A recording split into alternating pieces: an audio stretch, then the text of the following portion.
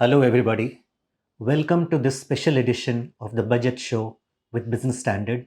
I'm Suveen Sinha, and we have a truly special person here with me. Mr. A.K. Bhattacharya is AKB to one and all, except to me. To me, Thank you. he is Mr. Bhattacharya because even though I have worked with him off and on for 28 years, I remain in awe of him. I'm also very envious of him. As someone smart once said, Mr. Bhattacharya has had a ringside view to the evolution of the Indian economy, and he retains that seat to this day as the editorial director of Business Standard. In 91, when the reforms began, Mr. Bhattacharya was leading the economic coverage for the other business paper down this lane, the one we do not like to name, but it's the Economic Times. And now, of course, over the years, he has closely followed the economy. He has many laurels to his name, which we will not name to keep this show within manageable length. Uh, as we prepare to cover this year's budget, we are here with Mr. Bhattacharya to discuss the best, most impactful, most reformist budgets in the last 33 years, since 91. And you cannot really talk about the best without talking about the worst. So we will talk about those also, the worst. And there is a bonus topic in the end. So wait for that. So, Mr. Bhattacharya, welcome once again. Thank you. You just had a session talking about the nuances of the budget coverage with the Business Standard team. You must That's be in a right. good mood. Oh, I'm in a wonderful mood right now. I'm enjoying your company as well. Thank you, sir. So let me take advantage of this good mood. When we were preparing for this meeting, we decided that both you and I will wear bright colors. That's right. But here I am wearing red Yeah. and feeling like a fool. So Yeah. I'm sure what you will say will be bright enough to make up for. I will your do my shirt. best. Yeah. And I'm not taking chances. So I have Sure. put on a bright shirt. So, sir, before we begin, for the benefit of our viewers, let's explain to them what do we mean by the best, most reformist, most impactful budgets. Is it the intention of the budget? Are we talking about the ideas in them? Are we talking about the impact they created? Are we talking about the context? Well, everything actually. Okay. A reformist budget is one that addresses the need of the day or the need of the economy at that point in time. So whether it requires a policy reform, whether it requires an approach to the way policies are framed. Okay. And over the years, one has seen that budgets have tried to address that need. But depending on the situation, depending on the political establishment, depending on what is possible, what is politically acceptable. Okay. So reforms cannot be conceived without recognition and acceptance of the fact of the prevailing political economy of the day. Okay. And I think it's widely accepted, and in several of our discussions also it has emerged that the first two budgets of the reform era, 91 and 92, were really outstanding budgets. Absolutely. How do you assess them? It's also called the Victor Hugo budget because I think Mr. Manmohan Singh, who was the finance minister then, he quoted Victor Hugo. And but how do we look at the context? Were these budgets a result of the context? What really happened? Why do we rate these budgets so highly? Well, the 1991 budget, Yes. there is no doubt, and I would agree with you, that it is probably the most reformist budget ever. Ever. But at the same time, this 1991 budget Yes. is a result of what happened before the budget was presented. In a sense that people often forget that this budget was presented Yes. about a couple of weeks after the government devalued the currency. Yes, there was a two-stage devaluation. Two-stage wasn't it? devaluation, and along with that, foreign trade, the export policy was Yes. also revamped. Yes. So India was in a crisis situation. India's foreign exchange reserves had come down to almost just about a few days of Few import days. needs. Okay. We were in a real bad shape. Now you Okay. required those steps Mm-hmm. to build the Indian economy out of those unprecedented Okay. problem of fiscal indiscipline on the one hand Mm-hmm. and balance of payments crisis on the other. Okay. So this budget was presented in that context, wherein it laid down not just what needs to be done or what should be done Hmm. in that Hmm. budget, Hmm. but outlined an agenda or action plan Okay. that indeed was rolled out over the next 3-4 years. So in that context, 1991 budget is very very significant. But it almost got overshadowed by the industrial policy. I was coming to that, Yes. and I think this is also, I would say, the beauty of that 1991 budget. Mm-hmm. It was preceded the same day. Mm-hmm. The government decided to not read out. Remember that budget is read out by the Yes. finance Yes. minister, but the government decided just table what is called an industrial policy statement. Okay. And that too, it was tabled by a junior minister in the Narasimha Rao government, Really? Mr. P.J. Kurian. Okay. And Mr. Narasimha Rao at that time was the cabinet minister in charge of industry. So he was the prime minister, but He was- he also had the industry portfolio. Absolutely. So he asked his junior minister to lay down that industrial policy statement, which changed the contours of India's economic policy. Wow. You delicensed host of industries. You More than allowed 70 industries. 70 industries. You allowed public sector not to have the monopoly status in many sectors, except 9 sectors. Every other sector was freed up for private sector to come and operate. You amended the monopolies law. I mean, things that we grew up with Yes. were completely changed. The economic laws were changed in the It country. must have been a really bold thing to do at Absolutely. Now, when he did that, nobody thought that a few hours later that the finance minister will rise to present the budget. And from a media perspective, let me tell you this to Suveen, that there was a big debate in newsrooms that evening that what should be the real lead story. Really? Because was it the budget or was it the industrial policy statement?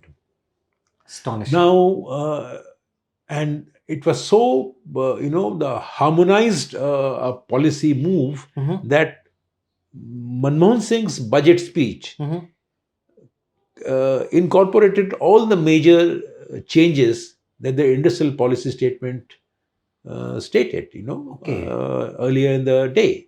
So his budget speech read separately looks even more impressive. But if you look at the way it happened, it showed that Narasimha Rao government was actually on a kind of a roll as far as economic policy reforms are concerned.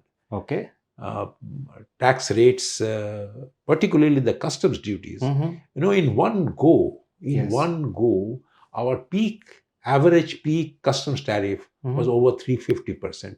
Now, in one stroke, Dr. Manmohan Singh brought them down to 150%. Now, remember, reducing customs tariff, domestic industry must have been crying foul. Oh, yes. So, but then he did it. He said, we need it because we need to make the Indian industry more competitive with access to the best products available anywhere in the world. Okay. So, I can go on like this, but I would urge that, our viewers should actually go to the website and take a look at find out more about this dramatic. Yes. But more importantly, what happened to the industrial policy statement, which became part of the budget, it became controversial. It had to be, because people said that you are destroying the Nehruvian vision of economic policy Oh, making, okay. because they Yes. actually rewrote the Industrial Policy Resolution of 1956.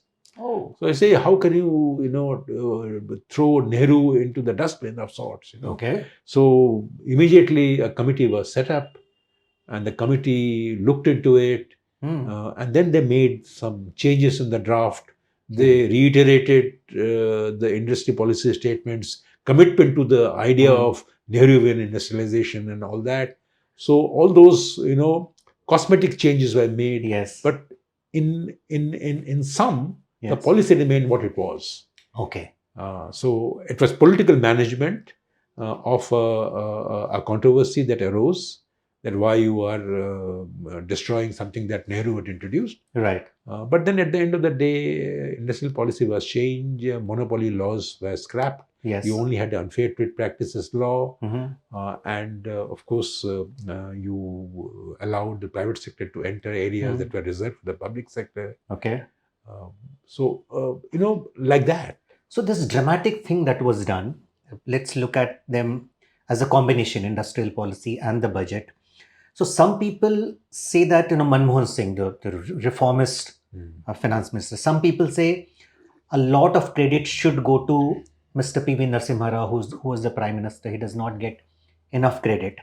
Some people say that many of these things Yashwant Sinha, the previous finance minister, had also talked about, or there was some document somewhere. And some people say the multilateral lenders also had a say in what India was doing.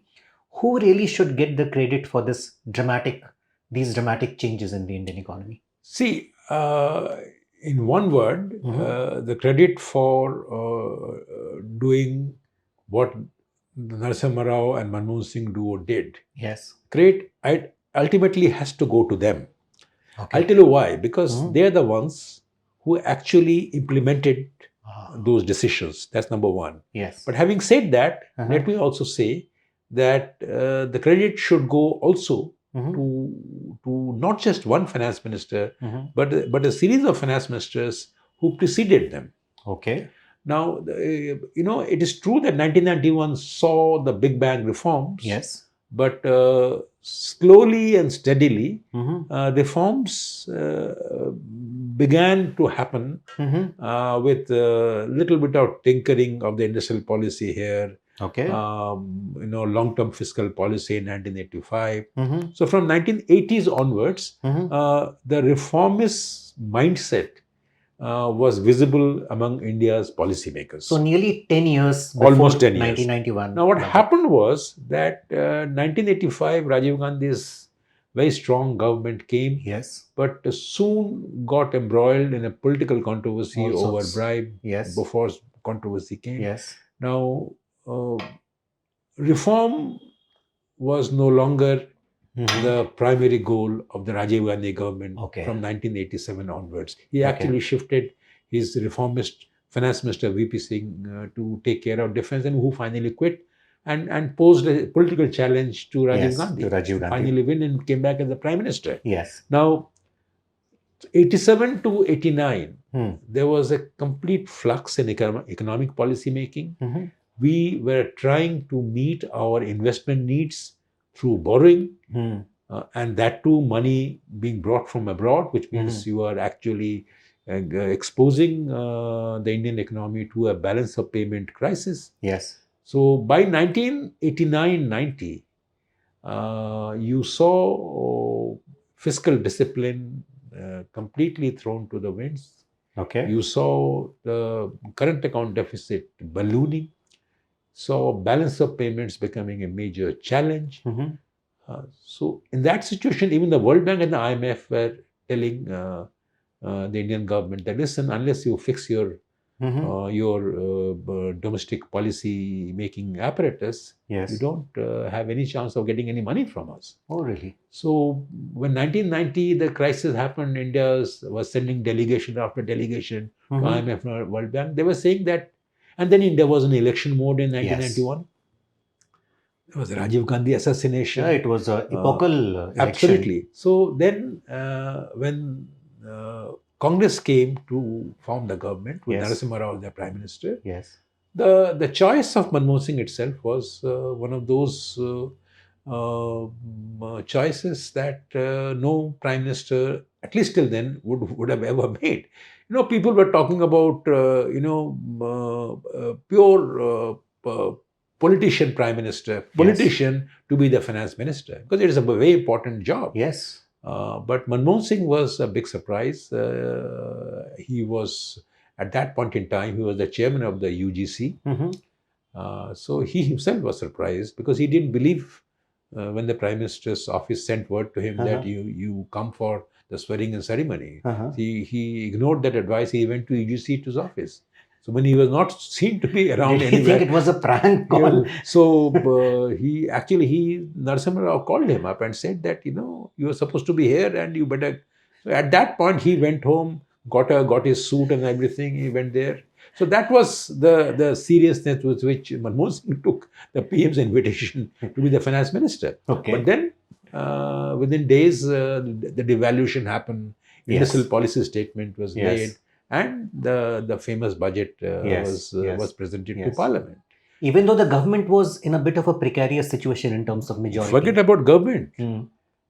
Neither Mr. Narasimha Rao nor Dr. Manmohan Singh Yes. were elected members of either House of Parliament at that time. Narasimha Rao, was elected to the Lok Sabha from Nanded. Yes. 6 months later. Yes. Manmohan Singh was made a Rajya Sabha member from Assam. Yes. About 7-8 months later. So at that point in time, when all these things happened, those 100 days economic reforms happened. Yes. I mean, neither Narasimha Rao, the Prime Minister, nor the Manmohan Singh was actually a member, elected member of the House. Wow. So it probably goes to show that very bold decisions can be taken by not so strong governments. Yes, when a crisis of that proportion hits the economy, Yes. When the political classes also realize Yes. that don't rock the boat anymore. Yes. Remember that, in that phase, Mhm. 89, 88 end, you had an election. Yes. Unstable government followed. Yes. Then that government fell. Mhm. Then there was another election. Yes. Not an election. What happened was Chandrasekhar became the Yes. Prime Minister. Instability. Yes. 1991 election happened. Elections happen. Now, when a minority government was in power, Yes. no political party wanted to rock the boat again and forcing another election. So it worked to their benefit. Absolutely. So they realized that this is an opportunity. So but truth be told, after 3 years, when Narasimha Rao government acquired that majority, Yes. the reform pace also slowed down. Talk about irony. Yeah, absolutely.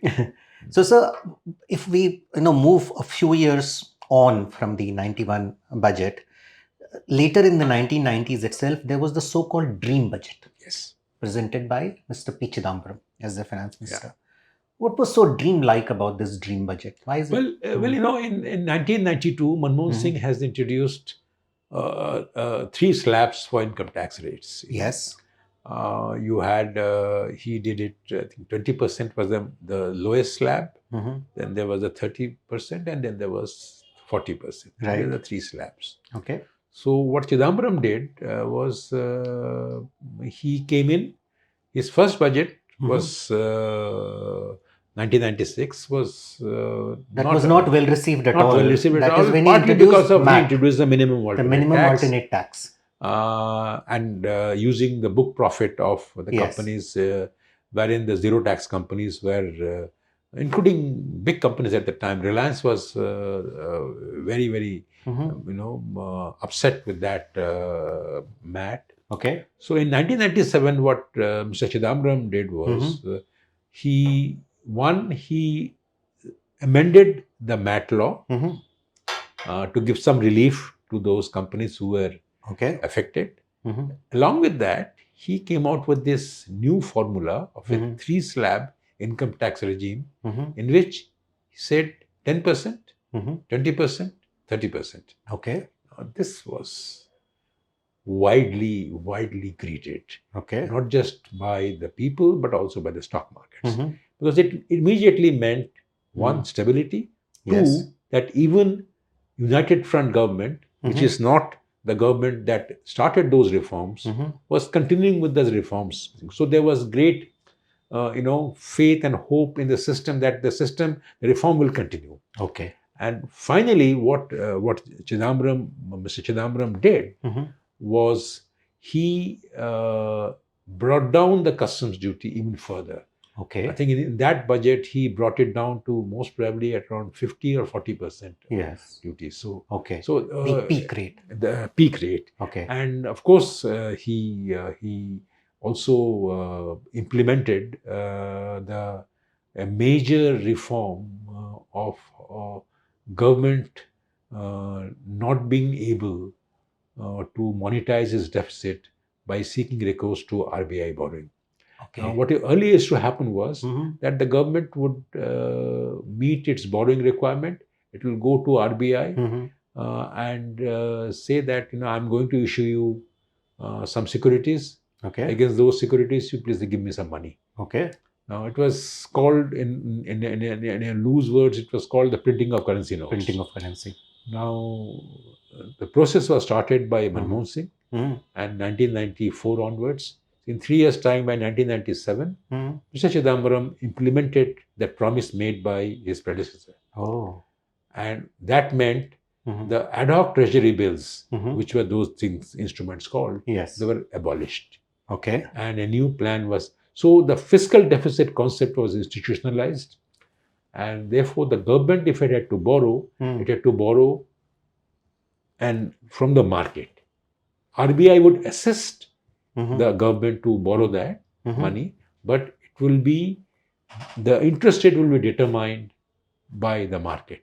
So the bond Oh. rate, the bond yield, everything. And what a huge change it was, It was a because since major then change. fiscal deficit has been the barometer to Absolutely. assess budgets. And whether the government should borrow more or Yes. less, Yes. because private sector would be impacted and Yes. your own health will also be Yes. impacted. Speaking about MAT, which Mr. Chidambaram did in 1996, Mr. Chidambaram, as the finance minister, also introduced the cash transaction tax, securities transaction tax, fringe benefit tax, commodities transaction tax. Is he the finance minister to introduce the largest number of these Well, one taxes? finance minister, yes, of course. Uh-huh. I mean, you had Jawaharlal Nehru who introduced the gift tax. Um, Uh-huh. you had T.T.K. Krishnamachari who had introduced expenditure tax, Okay. which was rolled back. Gift Yes. tax was continued. Okay. So after T.T. Krishnamachari and Jawaharlal Nehru as the finance minister, Mhm. these two taxes were introduced. Okay. Mr. Chidambaram is known for having introduced many new taxes, Mhm. but many of them did not, last very long. Okay. Fringe benefit tax was modified a little bit, Uh-huh. and then it was withdrawn. His successor actually, rolled it back, Okay. Mr. Yashwant Sinha. Yashwant Sinha. Mhm. And then the cash transaction tax, Mr. Chidambaram himself modified Uh-huh. and diluted to a point that it became irrelevant. And again, his Okay. successor. Mhm. What survived was a securities transaction tax, which came in as a kind of a promise to replace capital gains tax. Okay. But capital gains tax continued in different forms. Who will pay the capital gains tax? That was Hmm. only the debating point. And the securities Okay. transaction tax Okay. continued, and it continues to be enforced Okay. even today. Speaking of Mr. Yashwant Sinha, how did he do as the finance minister? There are several things associated with him, some of them not very kind, like rollbacks, for example. Some people called him rollback Sinha and rollback budget, etc. But he did present one budget which was seminal in the sense that it really cleaned up the excise system. I think that was around the millennium. Millennium, absolutely. I think on rollback, let me say, Mhm. even Dr. Manmohan Singh rolled Roll back things back. things back. He increased fertilizer prices by around 40% or something, 50%. Okay. So there was a major uproar in Mhm. Parliament. Balram Jakhar was agriculture minister Mhm. in the government. Okay. He went out in open, protest. He's saying, Must how have been a can you, politically sensitive thing to sensitive do. thing. So finally, he was Narasimha Rao requested Dr. Manmohan Singh to Okay. go back on it. So they were, and Dr. Manmohan Singh those days was very touchy and sentimental. Uh-huh. He even offered to resign on that issue. So to which He the did Prime offer to Minister, resign more than once, if I yeah, remember more right. than once, Yeah. on the security scam also. Also. At that time, Mr. Narasimha Rao told him that, no, you cannot let me down like this. Okay. To which Dr. Manmohan Singh understood, and then there was a compromise formula was worked out. Uh-huh. Instead of going in for a huge increase, the Yes. increase was marginal. So that Okay. was also a rollback. Okay. But in the case of Yashwant Sinha, Mhm. what happened was it was not just a question of a rollback of the fertilizer Mhm. prices, but it was also a question of petrol prices and diesel prices, which were increased, Mhm. although the intention of the budget was not to increase them. So it was actually a major miscalculation on the part of the finance ministry team, Really? where the finance minister announced that the duties on petrol and diesel are being raised, Okay. and there will be no impact on the retail prices. Okay. But in effect, the oil companies, by the evening, they raised the prices Okay. because the communication was not Mhm. correct. So even there, he Mhm. had to roll back. So as a result of which, he got this sobriquet of rollback finance minister. Yes. But I think, people underestimate, I mean, his real role and seminal role in budget making have been little underappreciated. Mhm. I mean, the kind of reform that he undertook in the case of excise Excise. is It really amazing. cleaned things up. Cleaned things up. He brought them down to 3 rates. Yes. He actually implemented the recommendations made in the long-term fiscal policy of the VP Singh government, which that excise part was not taken up by other finance minister, but he took it up and implemented them. And he also, after some initial, he imposed a special auxiliary duty on imports. It was called a SAD duty, Special additional auxiliary duty, special auxiliary duty. Okay. Yeah. So, but then he had to roll it back also. That was also another reason why he was called rollback finance minister. Okay. But after that, he began reducing customs duty also. Okay. So on the whole, he was also quite a reformist finance minister. Okay. So Mr. Yashwant Sinha's budget, the dream budget, and the 1991. Correct. These are the ones we rate as the top 3 budgets. Correct. Now, the more interesting part. Yeah. The bad ones. Yes.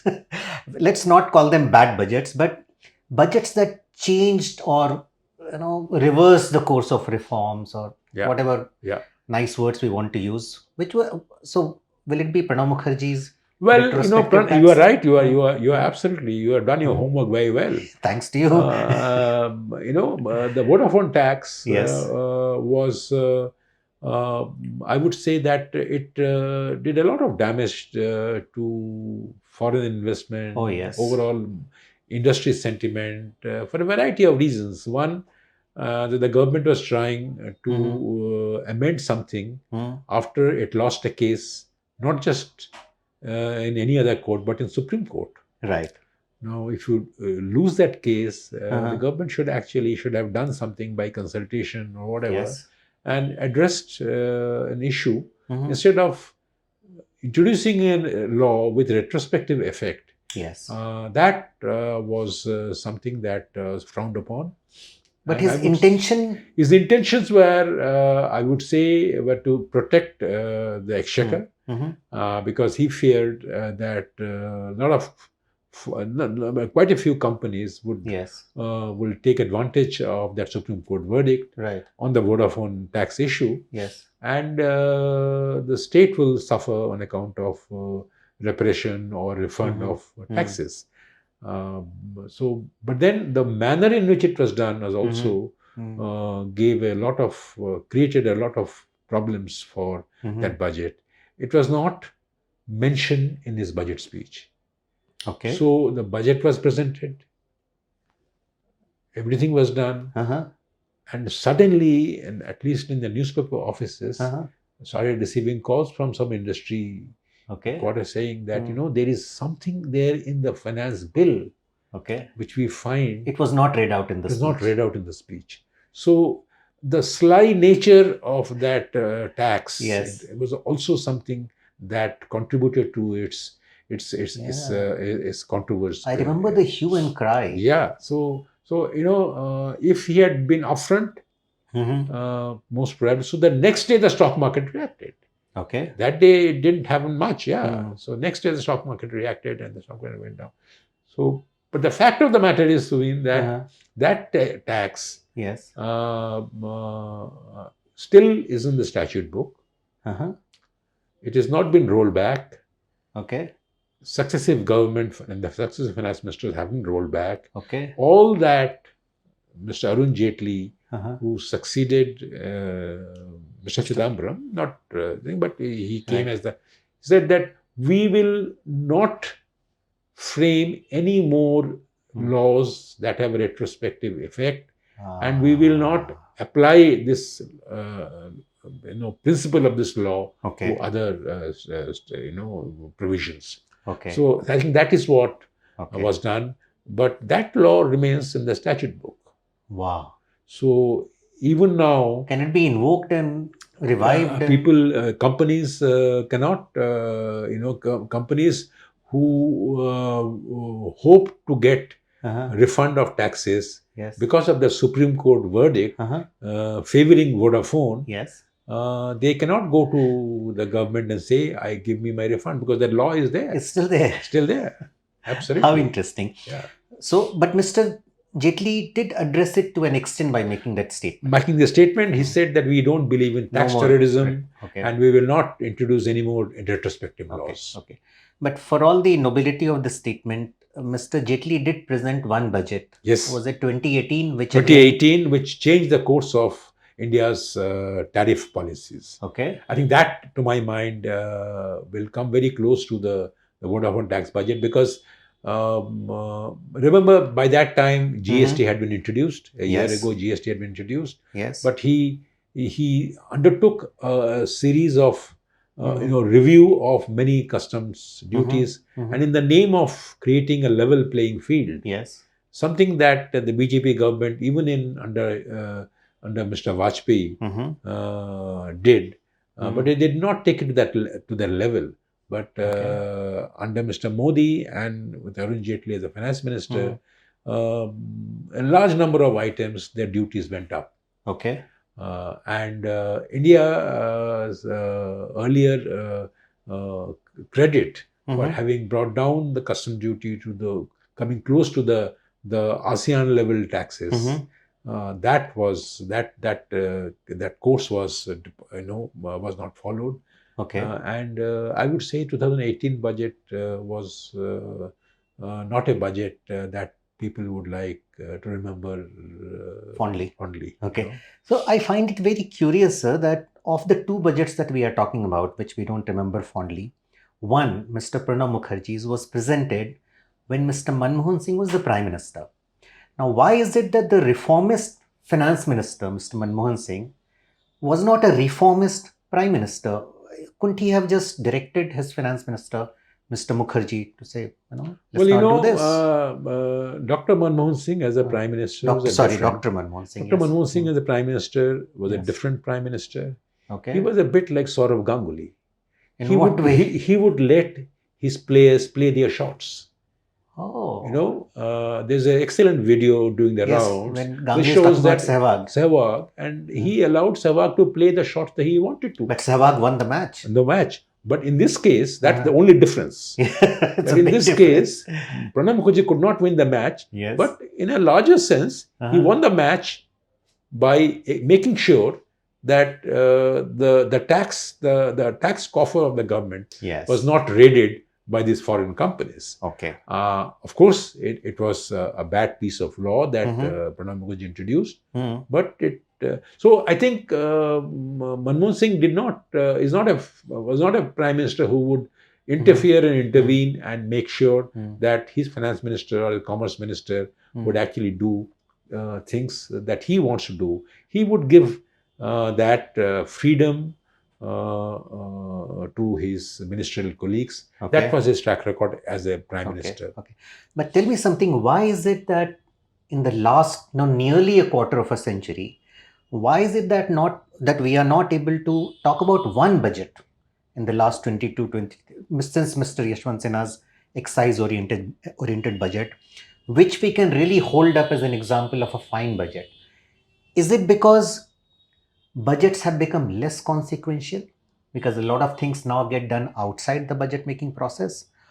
Or, is it, I mean, what is the reason? Why aren't we not holding up any of the more recent budgets saying this was great? Well, I think budgets have become less important. Okay. A large chunk of the budget's taxation policy Mm-hmm. that is framed outside the budget, which is the Mm-hmm. GST Council does that from Yes. 2017 So onwards. indirect tax is Large chunk, large chunk. except a small excise and customs is and still under the customs is budget. there, but But GST apart is from totally GST, out. entire excise is out. Okay. Now, that's a good chunk of your Yes. taxation.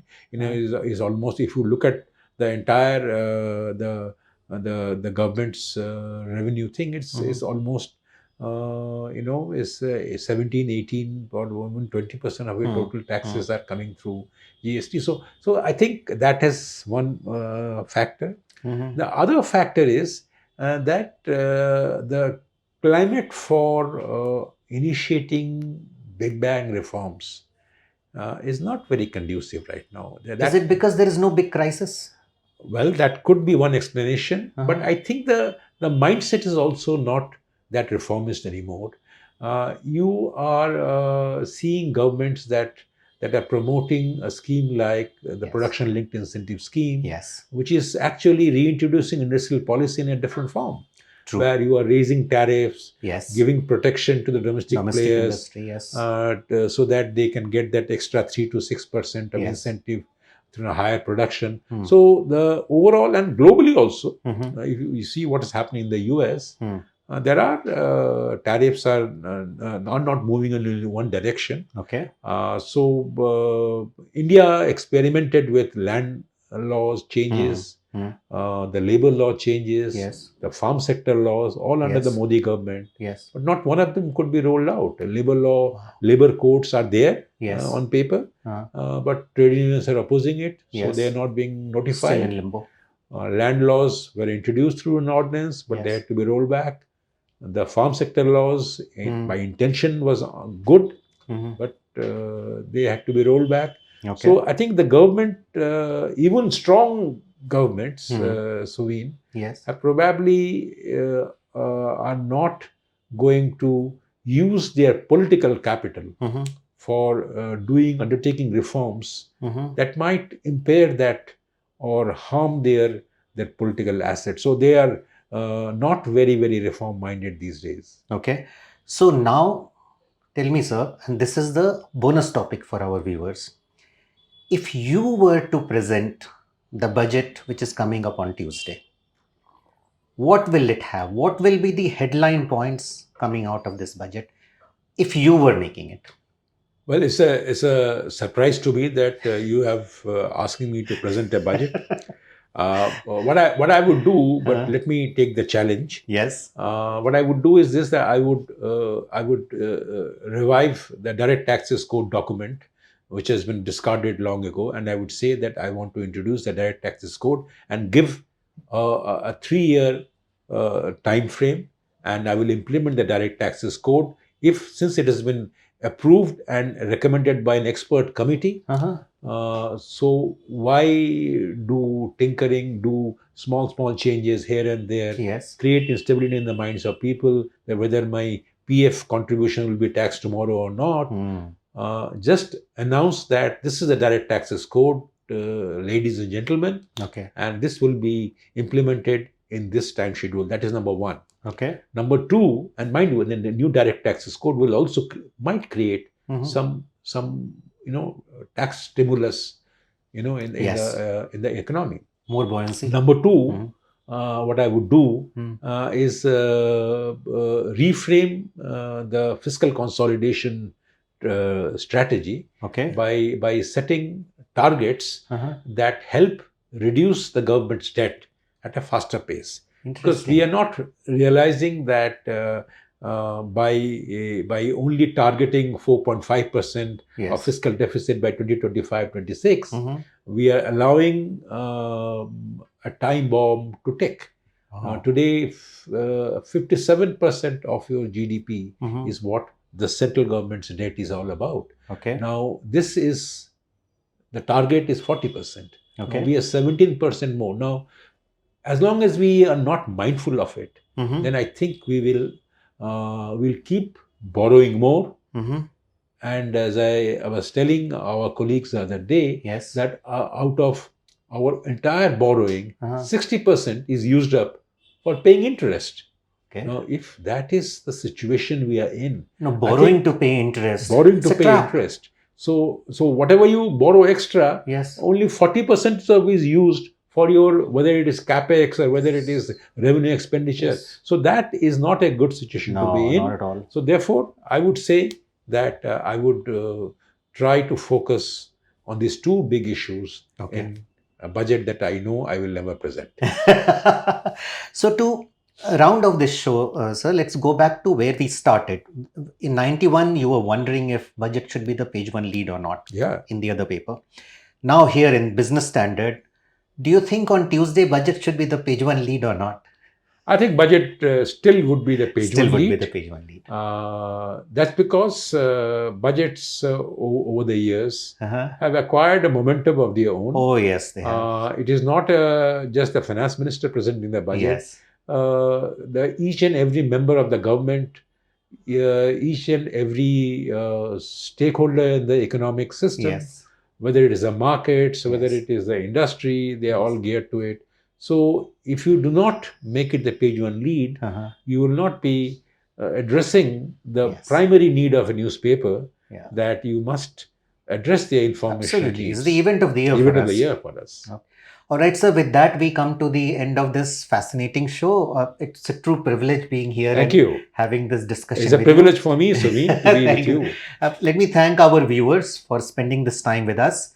And before we end, let me thank our producer Pratik for making you and I look the Yes. same height. Absolutely. Thank you. Thank you, Pratik.